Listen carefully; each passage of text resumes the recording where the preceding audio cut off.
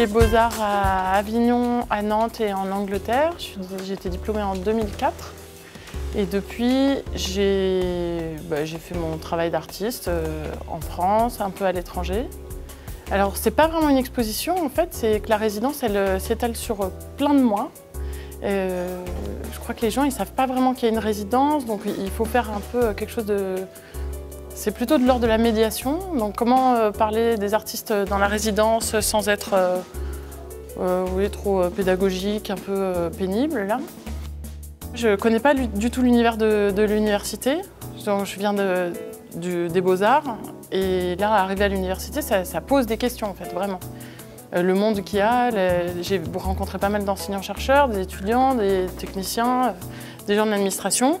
Et du coup, moi, ça me fait me poser des propres questions sur ma pratique plastique, mais aussi sur ce que c'est que l'université, l'enseignement, etc. Et du coup, j'ai voulu poser des questions comme ça, un peu naïves, un peu basiques. Alors, je pense que vraiment, dans le fond, il y a des points communs dans le travail entre les chercheurs et les plasticiens. Moi, je crois qu'on est, disons, en proue de navire, quoi.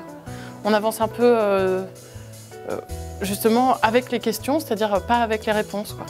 Après, là, je vois bien que la différence avec ce travail, c'est que les plasticiens, on ne cherche pas à répondre et que les chercheurs cherchent à répondre. Alors, j'ai eu quelques réponses, enfin, j'ai pas eu des réponses, mais j'ai eu des gens qui m'ont contacté par la suite en me disant qu'eux aussi se posaient des questions, mais ça pouvait être des questions complètement autres, des questions sur leur choix d'être à l'université, sur leur choix de domaine de recherche. En même temps, je fais un projet vraiment lié à la question graphique. Donc je collectionne ce qui est de l'ordre du graphique dans les cours dans lesquels je vais. Donc c'est surtout des cours de sciences, mais pas uniquement. Et il y a donc je vais dans les cours, je prends tout ce qui est de l'ordre du graphique, c'est-à-dire ce que les enseignants utilisent en termes de dessin, mais qui n'est pas du dessin artistique, hein, c'est simplement utiliser l'outil dessin. Et moi, je regrave ça, donc je fais des petites gravures. En ce moment, je fais une espèce de collection de toute cette iconographie qui est utilisée ici, et voir comment cette iconographie utilisée par une artiste, est-ce que ça devient de l'art ou pas? Bon, ça reste une question mais ouverte. Ouais.